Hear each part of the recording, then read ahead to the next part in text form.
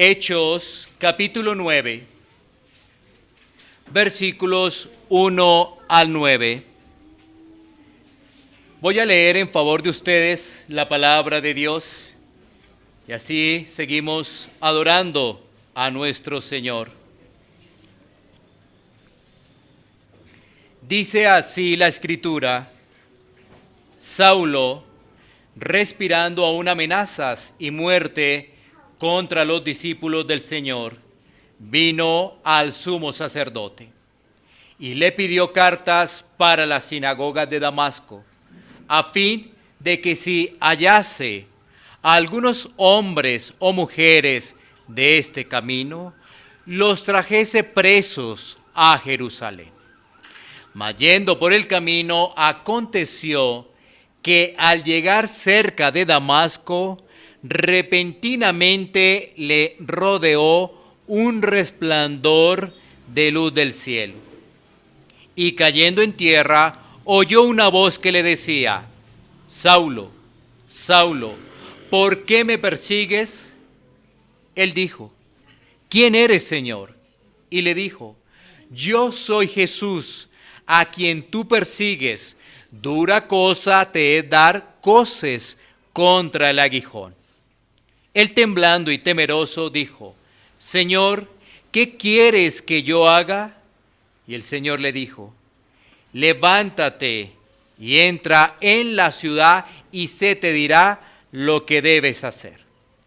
Y los hombres que iban con Saulo se pararon atónitos, oyendo a la verdad la voz, mas sin ver a nadie. Entonces Saulo se levantó de tierra y abriendo los ojos no veía a nadie. Así que llevándole por la mano le metieron en Damasco, donde estuvo 3 días sin ver y no comió ni bebió. Oremos al Señor. Amado Dios, te damos gracias por tu palabra y por el consejo que allí encontramos. Es sabiduría para nuestras vidas, es tesoro para nuestro diario acontecer. Por ello te pedimos que tengamos disposición para recibir tu palabra. También te pedimos que tengamos entendimiento para poder aplicar tu palabra. Solo avanzaremos en estas peticiones si contamos con tu favor, Señor, y tú nos iluminas con tu Santo Espíritu. Señor, rogamos que podamos contar con tu favor. Y Señor, permíteme exponer la Escritura con claridad, con reverencia y con temor, Señor. Gracias por concedernos esta exposición de las Escrituras.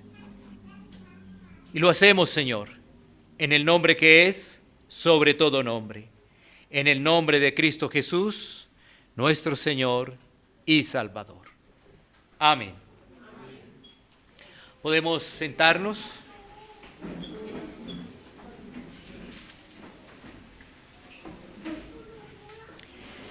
Llegamos ahora al capítulo 9 de este libro de Hechos, que ha traído cosas muy edificantes para nuestras vidas.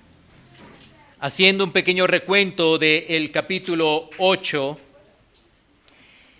pudimos analizar cómo el Evangelio se empieza a extender en regiones fuera de Jerusalén. Bueno, todo esto obedeció también a la persecución y lo que sucedió con Esteban. Allí en el capítulo 8 observamos un personaje, este se llama Felipe, quien desarrolla su labor evangelística en Samaria y también presentó el evangelio con el etíope, con el eunuco. También pudimos recibir de la palabra de Dios cómo un mago pretendía ser cristiano, pero también pretendía seguir sirviendo a las tinieblas o al mundo.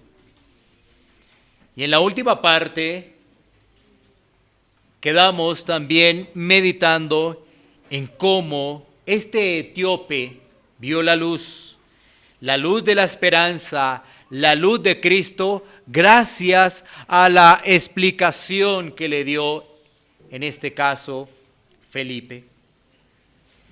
Ahora, Lucas, el escritor, se va a concentrar en otro personaje de las Escrituras. Sin duda, hablar de este personaje es tener una muy buena referencia durante diferentes libros o cartas de las mismas Escrituras. Vamos a hablar de la conversión de Saulo de Tarso o de Pablo. El título de este mensaje es La transformación de un pecador. La transformación de un pecador. Y vamos a ver entonces lo que nos narra el escritor y de allí poder evidenciar cosas muy importantes para nuestra vida con respecto a la conversión de Saulo. Este pasaje lo vamos a mirar bajo 3 puntos. Y el primero de ellos es analizar a Saulo como el hombre religioso. Saulo como el hombre religioso. Y vamos a volver a mirar allí los primeros 3 versículos y de allí extractar la vida de Saulo como religioso, es decir, en el mundo sin tener en cuenta a nuestro Señor Jesucristo. Dice allí los primeros 3 versículos de nuestro pasaje central. Saulo, respirando aún amenazas y muerte contra los discípulos del Señor, vino al sumo sacerdote y le pidió cartas para la sinagoga de Damasco, a fin de que si hallase algunos hombres o mujeres de este camino, los trajese presos a Jerusalén. Mas yendo por el camino, aconteció que al llegar cerca de Damasco, repentinamente le rodeó un resplandor de luz del cielo. Bueno, estos versículos, sobre todo el versículo 1 de este capítulo 9, nos puede conectar muy bien con lo que Lucas nos dijo en la introducción del capítulo 8. ¿Sí?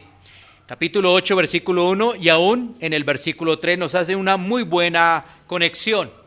Porque fíjense que el capítulo 8 hace una introducción de la persecución de la iglesia y allí aparece el nombre de Saulo, que había quedado registrado por primera vez en Hechos capítulo 7, donde estaba consintiendo la muerte de Esteban. Pero fíjense que, ¿qué es lo que hace Lucas? Anuncia a Pablo la persecución de la iglesia y después nos narra otra historia. Aparece allí Felipe. Por eso es muy importante que conectemos ese capítulo 8 para poder ilustrar cómo era la vida de Pablo o qué era lo que estaba haciendo allí Pablo. Por ejemplo, Hechos 8:1 nos dice, y Saulo consentía en su muerte. ¿De quién? De Esteban. En aquel día hubo una gran persecución contra la iglesia que estaba en Jerusalén y todos fueron esparcidos por las tierras de Judea y de Samaria, salvo los apóstoles. Y el versículo 3 del 8 nos vuelve a hablar una vez más de Saulo. 8:3.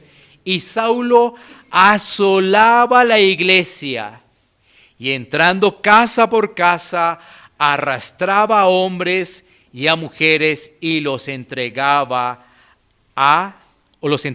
en la cárcel.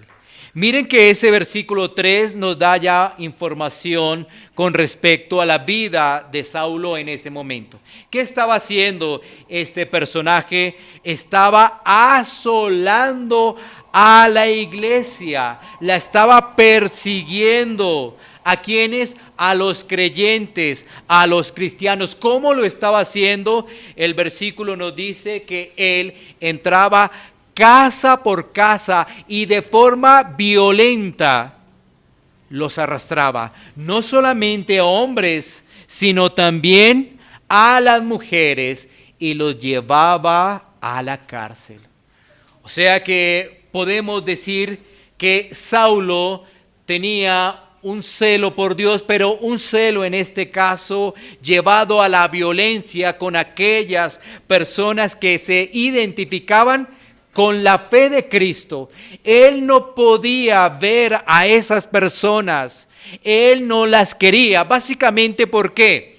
Por dos cosas. Uno, porque estaban blasfemando aparentemente contra Dios y también contra la ley.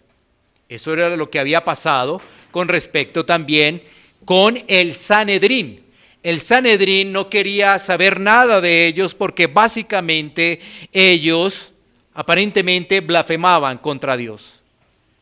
Pero además de eso, negaban las leyes de Dios aparentemente. Y entonces esto hacía que Pablo tomara las fuerzas por sus manos y llevara a estos hombres y mujeres de forma violenta y los entregara en la cárcel. Ahora, teniendo esta breve introducción, sí podemos trasladarnos una vez más a el capítulo 9, versículo 1, porque mira que ahí da la continuidad. Dice, Saulo respirando aún amenazas, seguía en lo mismo, y dice ahí, aún amenazas y muerte contra los discípulos del Señor vino al sumo sacerdote. Es decir, él no se cansaba. Él pensaba que tenía una tarea, que se le había asignado una tarea. ¿Cuál? Perseguir a estos cristianos para que no se extendieran. Porque estos se estaban extendiendo, estos estaban creciendo y para él era una preocupación de que no solamente Jerusalén estuviese con estos cristianos, ahí denominados discípulos, sino que también se extendieran. Entonces, ¿él qué hace?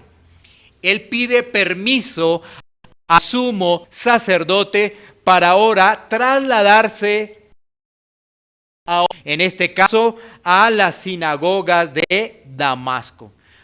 Precisamente allí, en Damasco, pues había un gran número de personas que se estaban concentrando con la fe en nuestro Señor Jesucristo. Ahora, ¿qué podemos decir en esta introducción de ese versículo 1? Saulo estaba pensando que hacía las cosas bien. Él estaba convencido. Por eso era decidido en perseguir a cristianos. Y además lo hacía a la fuerza. Y Esto también nos puede recordar aquí también algo muy importante. Es que Saulo no tomó atención de lo que en su momento dijo Gamaliel. Recordemos que en Hechos capítulo 5, versículo 39, este personaje al que hago referencia, Gamaliel, dijo algo muy sabio. Puede hacer que nosotros estemos utilizando nuestra fuerza y estemos luchando contra Dios. Ahora, ¿por qué digo esto?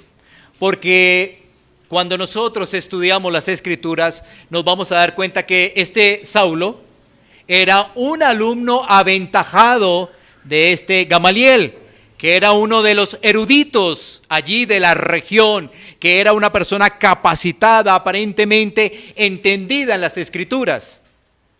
Saulo le seguía, era un alumno aventajado. Gamaliel había dicho sabiamente, ojo, es posible que estemos luchando contra Dios. Seamos cautos. Así que Saulo o Pablo se desligó en este caso de su maestro y él por su celo enfermizo, pues ¿qué hace? Va al sumo sacerdote y pide cartas allí para las sinagogas de Damasco, como lo habíamos dicho anteriormente. Su objetivo era capturar a esos cristianos y llevarlos a la cárcel allí o llevarlos presos a Jerusalén. Y esto también puede recordarnos lo que nos dice el Evangelio de Juan, capítulo 16, versículo 2.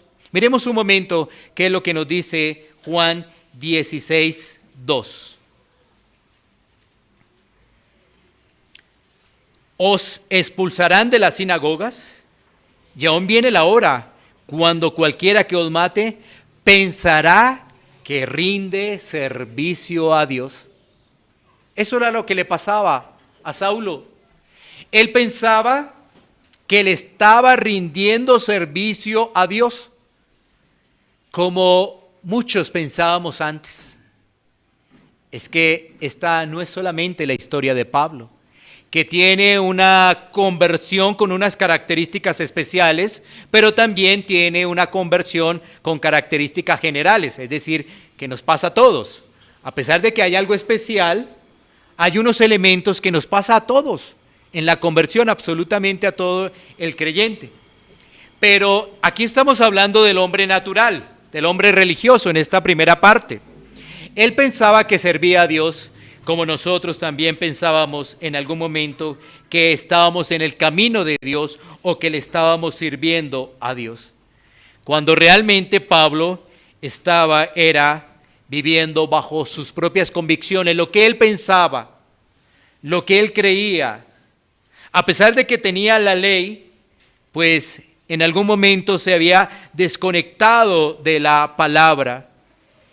Él pensaba que tenía el conocimiento. Él pensaba que estaba obedeciendo y nosotros aparentemente también veíamos esa lógica, ¿no? Que estábamos en el camino correcto, que estábamos adorando a nuestro buen Dios. Ahora, hay algo también que rescatamos de esta primera parte y es que como Pablo pensaba que iba en el camino adecuado, muchos pensamos que vamos correctamente andando por el camino que es. Y esta conversión, como lo decía anteriormente, que tiene elementos especiales, pues también vale la pena que en algunos momentos reseñemos los generales para identificar aspectos de la conversión y cómo realmente eso debe andar en nuestra vida cuando escuchamos el Evangelio. Como decía, Damasco servía de residencia de un gran número de judíos que por siglos habían allí tenido su asiento y se habían apropiado de grandes sectores. En consecuencia, habían bastantes sinagogas judías y era algo común en esa capital de Siria. La historia nos recuerda algo de Damasco, ¿no? Nos dice que ya existía en los tiempos de Abraham, que fue conquistada por David, que recuperó su independencia durante el reinado de Salomón y que llegó a ser una tierra de hostilidad después para Israel, a la que al final se dominó por algún tiempo. En los días de Pablo, el viaje de Jerusalén a Damasco podía durar aproximadamente entre 5 y 6 días, un recorrido cercano de 280 kilómetros. Y para el tiempo de Pablo ya Damasco era una ciudad muy importante, muy comercial, donde llegaban caravanas de todos los lugares del antiguo mundo y donde se estaba fortaleciendo la fe cristiana. ¿Por qué va allí Pablo? Porque allí había un grupo importante de personas que se identificaban con la fe cristiana. Ahora, allí aparece, por ejemplo, en el versículo 2 de Hechos 9, dice el versículo, y le pidió cartas para las sinagogas de Damasco a fin de que se hallase algunos hombres o mujeres de este camino. Resulta que los cristianos al principio se identificaron de diferentes nombres. Y allí, esos del camino, era una forma de identificarse como seguidores de Cristo. Ahora, cuando uno ve el contexto, uno analiza, y los seguidores de Jesús analiza las palabras del apóstol Juan cuando dice que Cristo es, o que Jesús es el camino, la verdad y la vida. Al principio, todos estos cristianos se identificaron de muchas formas, y una era esa, los del camino. Señalando la última parte del versículo 3 para pasar a nuestro segundo punto, Pablo se acerca a Damasco. Y como dice el pasaje, de repente le rodeó un resplandor de la luz del cielo. Dos cosas. Uno, el plan de Dios es soberano y ya está organizado. El hombre no sabe qué es lo que va a suceder. Mientras Dios tiene ya todo trazado, su plan es perfecto, el hombre tiene allí la incertidumbre. Porque para Pablo viene un momento inesperado ¿de qué? De reflexión, pero también de zozobra y de conocimiento real de la verdad. Y eso es lo que vamos a ver en nuestro segundo punto. El encuentro con Jesús. Ese es el segundo punto. El encuentro con Jesús. Leeremos del versículo 4 al 6 nuevamente. Y cayendo en tierra, oyó una voz que le decía: Saulo, Saulo, ¿por qué me persigues? Él le dijo: ¿quién eres, Señor? Y él le dijo: yo soy Jesús, a quien tú persigues. Dura cosa te es dar coces contra el aguijón. Él, temblando y temeroso, dijo: Señor, ¿qué quieres que yo haga? Y el Señor le dijo: levántate y entra en la ciudad, y se te dirá lo que debes hacer. Este encuentro con Jesús estuvo marcado entonces en primera instancia por el temor, también la confusión, pero después terminó a disposición Pablo o Saulo. Ese temor que hizo lo llevó a caer en tierra. Estar bajo la presencia del Señor no tiene otra connotación, sino un temor reverencial. ¿Y por qué decimos esto? Por dos cosas. Uno, porque las personas hoy en día hablan de su conversión, algo muy parecido a Pablo, en muchas corrientes de otra línea. Dicen, por ejemplo, que se soñaron con el Señor Jesús, o aún que tuvieron una revelación allí con el Señor Jesús. Pero cuando vamos a las Escrituras, nos vamos a dar cuenta cómo son los encuentros de aquellos pecadores con Jesús. Y esto también nos va a llevar a entender, lamentablemente, cómo el Evangelio se ha diluido y cómo se presenta a Jesús de una manera tan informal, tan irreverente, que la gente le pierde el temor a Dios. Vamos a mirar dos pasajes, dos y aún tres. Comencemos con Lucas capítulo 5, versículo 8. Lucas capítulo 5, versículo 8. Todos estos pasajes nos recuerdan o se asimilan a lo que vivió Pablo. Lucas 5:8 dice lo siguiente: viendo esto, Simón Pedro cayó de rodillas ante Jesús diciendo: apártate de mí, Señor, porque soy hombre pecador. ¿Qué es lo que ocurre en ese contexto de Lucas? Una pesca milagrosa, algo especial. ¿Y quién está en escena allí también con nuestro Señor? Pues Simón, Pedro. ¿Qué pasa cuando él logra identificar la grandeza del Señor? Dice allí que cayó de rodillas. Es que estar frente a un Dios poderoso, o Dios hecho carne, por decirlo de alguna forma, es algo realmente especial, pero que llega a un temor reverencial. Por eso las palabras de Simón Pedro: apártate de mí, Señor, porque soy hombre pecador. Y esto no es como las historias que escuchamos hoy en día de personas que dicen que han tenido un encuentro con Jesús. Son más bien historias emocionales, historias imaginativas. Ahí sí podríamos decir tristemente fábulas.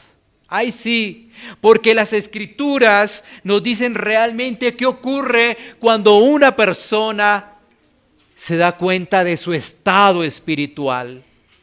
Y aunque no lo ve, sabe que Dios es 3 veces santo. Y aunque no lo siente por el testimonio de las Escrituras, sabe que en ese Dios hay poder, que ese Dios es un Dios que todo, absolutamente todo lo puede. Pasemos ahora a Apocalipsis 1:17. Sigamos con esa misma línea. Estamos mostrando algunos personajes que tuvieron un encuentro con Jesús aparte de Saulo. Miremos qué le ocurre allí a Juan. Apocalipsis 1:17. Cuando le vi, caí como muerto a sus pies, y él puso su diestra sobre mí diciéndome: no temas, yo soy el primero y el último. Mira la reacción de este apóstol. Claro, una revelación allí especial. En medio de todo esto, frente a esa revelación, es como cuando se está diciendo allí en Hechos capítulo 9, versículo 3, le rodeó un resplandor de luz del cielo, algo especial. También a Juan le acontece, y su reacción es: cae como muerto a los pies. ¿De quién? Del Señor. Es que es el Señor, no es cualquier persona, es el Rey de Reyes y Señor de Señores. ¿Sí? Así que al escuchar hoy en día evangelios reducidos, lo que se está presentando es que se pierda la reverencia a Dios. La persona puede decir: sí, yo soy un pecador, pero un pecador bonachón, que no le hace mal a nadie y que tiene una relación confianzuda con Dios, que Dios es como su amuleto y que le puede ayudar en cualquier momento. Eso es realmente lo que muchos piensan de Dios. Y pueden decir fácilmente: sí, soy un pecador, pero realmente no saben lo que dicen, no comprenden lo que dicen. Por eso yo expreso un pecador bonachón, porque realmente no entiende su condición.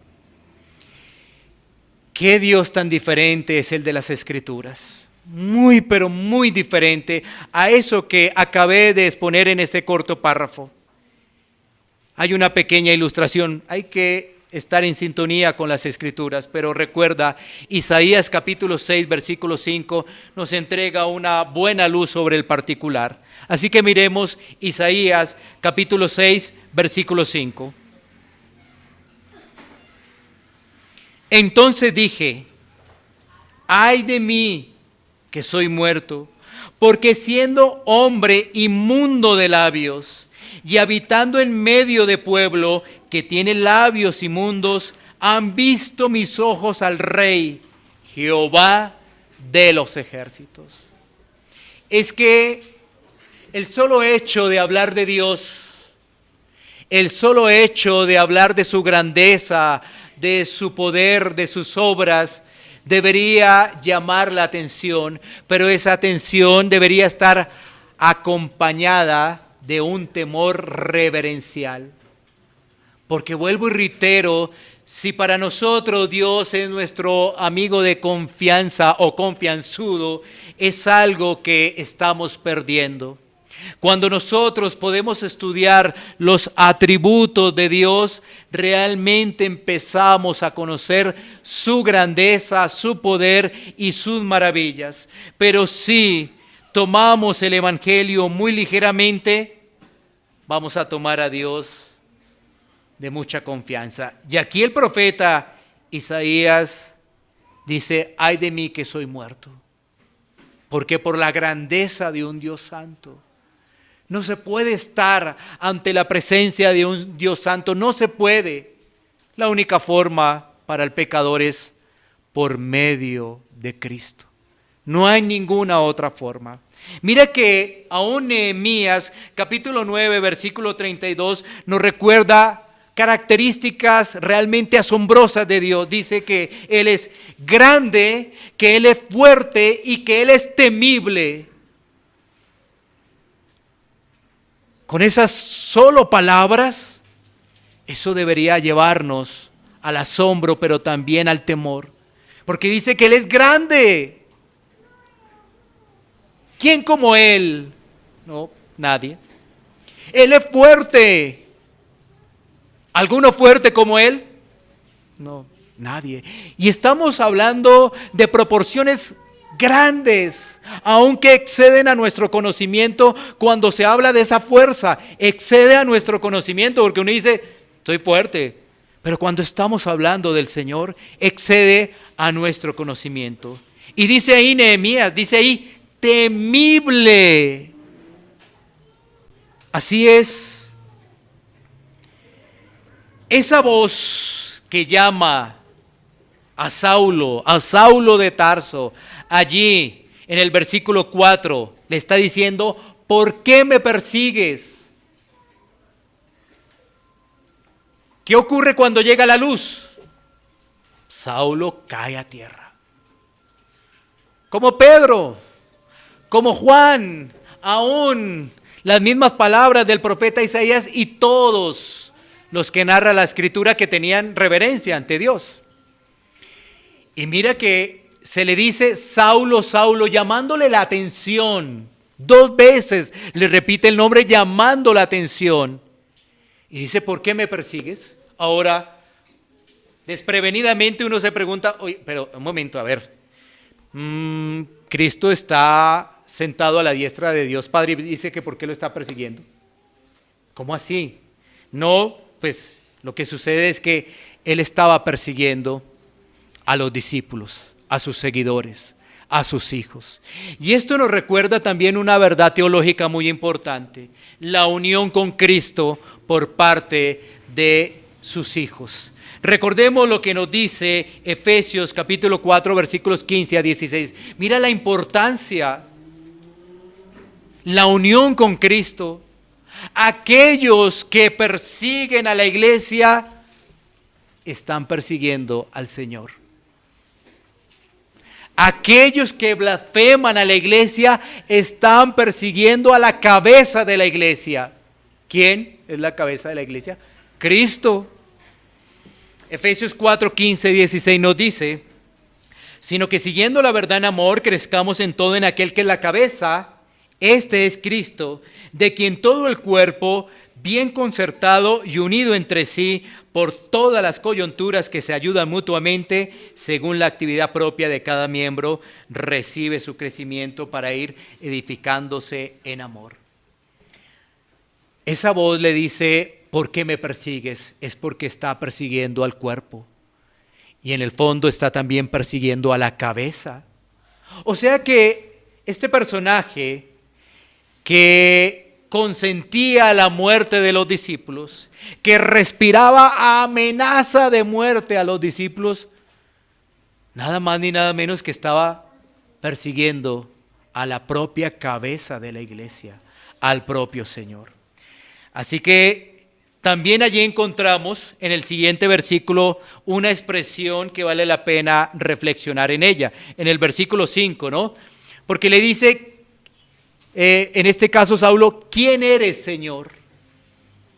Bueno, allí ya está teniendo una identificación. Jesús dice, se presenta, dice, yo soy Jesús. Pero mira las palabras que quiero hacer referencia. Dice, a quien tú persigues, dura cosa te es dar coces contra el aguijón. Y esa expresión, dar coces contra el aguijón, hace referencia a un animal salvaje que está siendo pinchado con una lanza.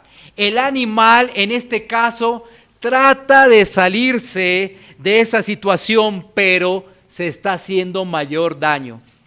Es un animal salvaje, está siendo pinchado por una lanza, él trata de salirse de esa situación, este animal, pero lo que ocurre es que se está haciendo más daño. Miren cómo se utilizan allí las palabras inspiradas por el Espíritu Santo. ¿Cómo estaba este tal Saulo? Estaba enfermo por perseguir a los cristianos. Y eso lo que le producía antes era como más furor, como más dolor.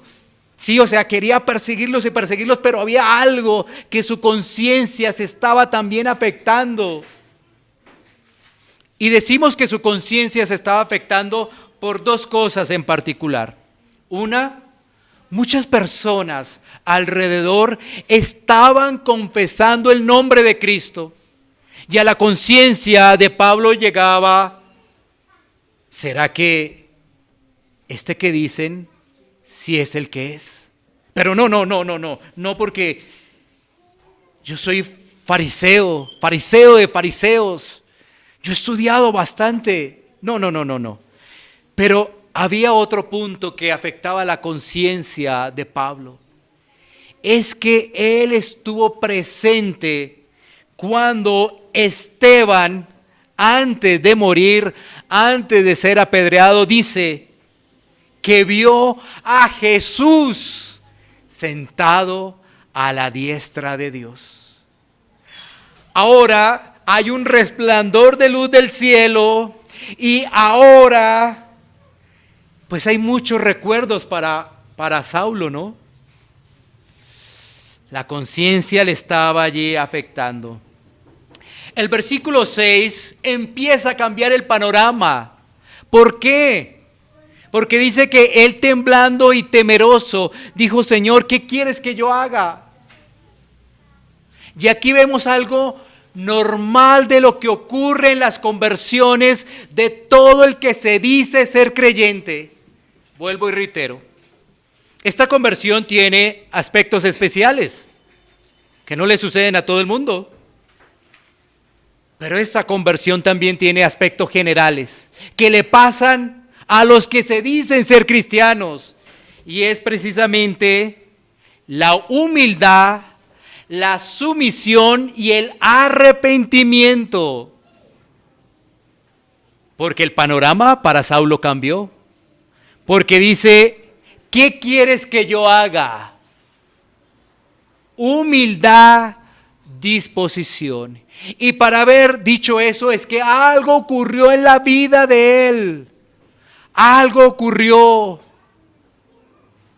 Llegó el arrepentimiento, llegó la conversión. Aunque el Señor venía trabajando con esa alma desde hace mucho tiempo atrás, llegó el momento especial para ver estas características que las tiene todos los hijos de Dios. Si no, pues no son hijos de Dios. La humildad, la sumisión, el arrepentimiento. Esa es la actitud de un creyente. La humildad rodea al creyente y en medio de todo eso puede ver la grandeza de su Señor. Para algunos la humildad hace referencia a debilidad. Si lo llevamos a Cristo es para ver la grandeza del Señor. Esa es la diferencia. Mientras que el mundo ve la humildad como debilidad, en el Señor se ve como grandeza. Saulo ahora está dispuesto a obedecer y solamente confía en el Señor. ¿Por qué? Miremos un poquitico la película atrás, versículo 1. Saulo está encantado persiguiendo a los cristianos y además pide permiso al sumo sacerdote para ir a otras regiones y traerlos a Jerusalén. Y ahora cambió. ¿No creerían ustedes que eso le iba a acarrear problemas? Y problemas de marca mayor. Pero él solamente confía ahora en el Señor. Imaginémonos, ahora en este tiempo, ahora yo soy cristiano, ¿qué dirán en mi casa? ¿Qué dirán en mi trabajo? ¿Qué dirán mis vecinos? Ay, que me volví religioso, que me volví aleluya. Sí, ahí está el punto. Aquí hay una verdadera conversión. Una persona que no se puso a pensar, ¿qué va a pasar ahora con el sumo sacerdote cuando me presente? ¿A cuántos voy a llevar? Ya no voy a llevar nada. Él solo estaba confiando y estaba dispuesto a obedecer, a seguir a Cristo. Porque además él pregunta, ¿qué quieres que yo haga? Y viene allí de todas maneras una afirmación de nuestro Señor. Levántate y entra en la ciudad y se te dirá lo que debes hacer. Bueno, pero ¿por qué no me dices ya para ver si yo me organizo? A ver cómo hago las cosas. Déjame organizar un poco el tiempo. No, allá había algo inminente que hacer y Saulo de Tarso está dispuesto. Pasemos al último punto, que es el efecto del encuentro con Jesús. El efecto del encuentro con Jesús, versículos 7 al 9.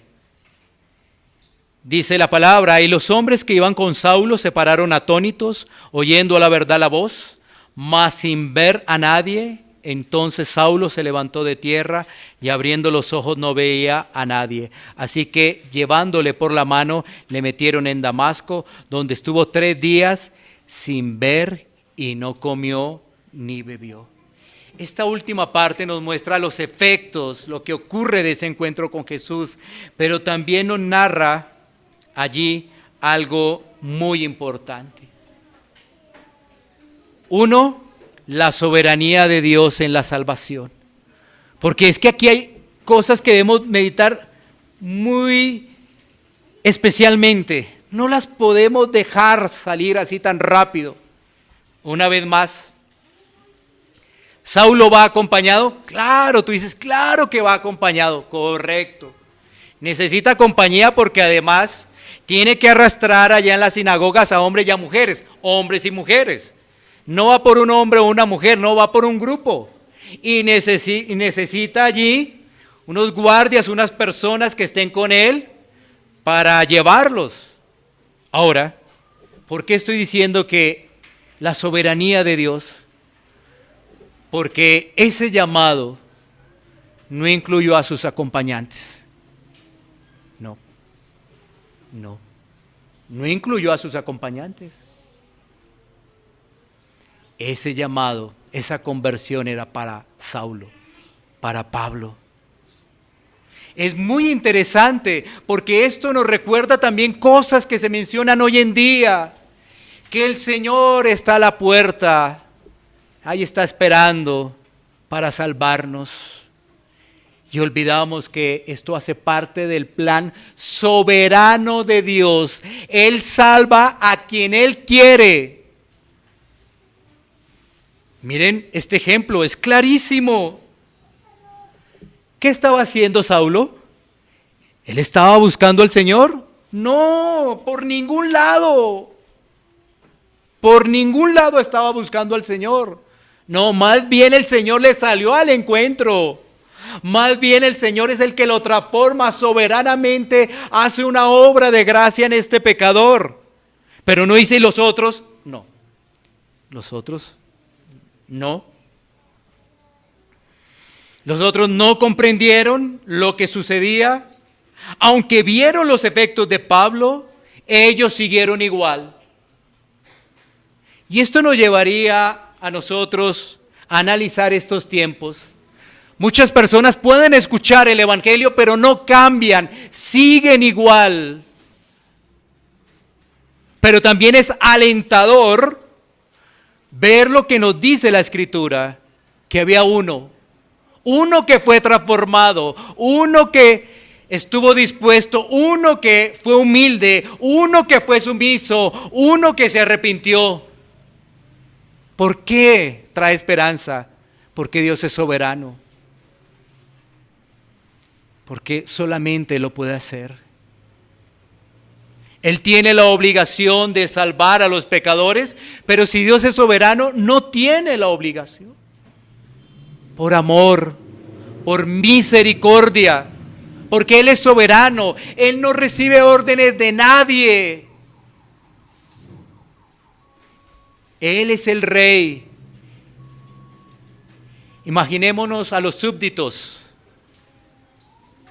queriendo tomar el lugar del rey y dándole órdenes al rey. ¿Dónde se ve eso? Pues en la imaginación, o en las películas, o en los cuentos, o en los chistes. Eso sí se ve. Pero en el Dios todopoderoso, como lo recita Nehemías, grande y temible, no. Ahí no. En las Escrituras no, nada de eso. Así que muchas veces se escucha la palabra, pero no se cambia. Se sigue igual. Pero nos alienta de que Dios es el soberano, pero también el dador de la vida, la esperanza de salvación. Pablo entonces planeaba traer un grupo de prisioneros de Damasco a Jerusalén. Ahora Pablo es llevado como preso de la ceguera rumbo a Damasco. Pablo, quien actuaba con la autoridad del sumo sacerdote, ahora rompe sus vínculos con la jerarquía de Jerusalén.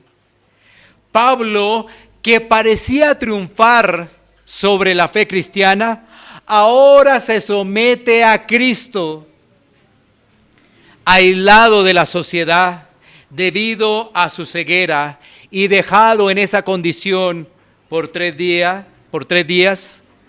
Pablo tiene un tiempo para enfrentarse a la crisis más grande de su vida. 3 días para poder organizar todo el rompecabezas. ¿Por qué? Porque Pablo era aventajado en la ley. Pero es que una luz le salió al encuentro y esa luz era Cristo, era el Señor. Imagínense lo que está ocurriendo en los pensamientos de Pablo. El Señor soberanamente proveyó de 3 días para que Él organizara absolutamente todo y pudiera comprender quién es realmente el camino, la verdad y la vida. Como el Señor que estuvo encarcelado. Bueno, Pablo estaba ahí de alguna forma encarcelado. Como esos 3 días en los cuales el Señor resucitó, pues Pablo también estuvo allí 3 días, cosas semejantes, ¿no? Vale la pena analizar estos contrastes, ¿no? Entre la oscuridad y la luz del relato. Pablo sumido entonces en esa ceguera. Ahora Pablo ve a Jesús, ve la gloria de Dios a través de esa luz brillante, pero Pablo físicamente queda ciego unos días y Pablo lo que hace es orar y a ver poco a poco esa luz que se enciende y que se ilumina cada vez más. Así es el creyente que empieza a ver esa luz. Es como la aurora, ¿no? Que va de aumento en aumento. Y eso es lo que experimentó allí Pablo. Y Pablo lo deja claro en 1 Timoteo capítulo 1, versículos 12 al 16. Pablo, cuando le transmite esto allí a Timoteo, está recordando qué era él, qué fue lo que ocurrió y cómo quedó él. Miren lo que dice 1 Timoteo 1, 12, 16. Doy gracias al que me fortaleció, a Cristo Jesús nuestro Señor, porque me tuvo por fiel poniéndome en el ministerio. Obra soberana de Dios. 13. Habiendo yo sido antes blasfemo, perseguidor e injuriador, mas fui recibido a misericordia, porque lo hice por ignorancia e incredulidad. Sola gracia y participa. Es decir, Pablo no está adoptando algún título que él merecía o que necesitaba reconocimiento, no. Por el contrario, él tiene muy claro qué era antes. Y ahora, ¿qué ha recibido? 14. Pero la gracia de nuestro Señor fue más abundante con la fe y el amor que es en Cristo Jesús. Palabra fiel y digna de ser recibida por todos, que Cristo Jesús vino al mundo para salvar a los pecadores, de los cuales yo soy el primero. Pero por esto fui recibido a misericordia, para que Jesucristo mostrase en mí el primero toda su clemencia, para ejemplo de los que habrían de crecer en él para vida eterna. Estas palabras, primeramente, solamente pueden ser bajo la inspiración del Espíritu Santo, y segundo, de una persona que ha sido regenerada, de una persona que ha experimentado la conversión. Así que este pasaje nos permite recordar tres cosas fundamentales como a manera de conclusión. La primera es que Dios es el autor y quien ejecuta el plan de salvación. No solamente Él es el autor, sino que Él lo ejecuta, el plan de salvación. Dentro de esto, Él es soberano en la salvación. Y esto contradice lo que se recibe de muchas partes cuando expresan que la salvación es las obras más la fe, cuando muchos expresan que ellos decidieron por Jesús, pero la Escritura desmiente esos pensamientos. Que tú y yo nos hayamos decidido por Jesús, la Escritura no lo desmiente. Así de claro es. Él nos salió al encuentro por pura gracia, por pura misericordia. Quizás no estábamos como Pablo allá arrastrando a otras personas, pero estábamos en el mundo, nos burlábamos de muchas personas, nos hacíamos mofa de ellos, no teníamos en serio a Dios, no mirábamos el pecado como hoy lo entendemos, porque el pecado lo mirábamos como ese pecador bonachón, que todo le resbala, pero sí soy un pecador, pero todo le resbala realmente. Pero cuando vamos a las Escrituras sabemos es que todo esto es una obra de gracia, una obra de amor, de misericordia.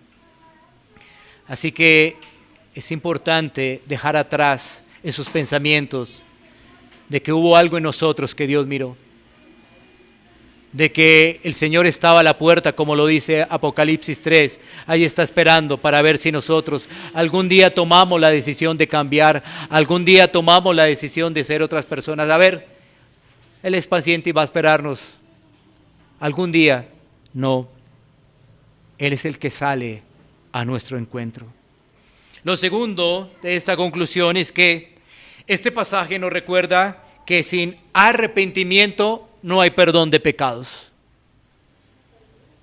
Que el que no se humilla no recibirá salvación.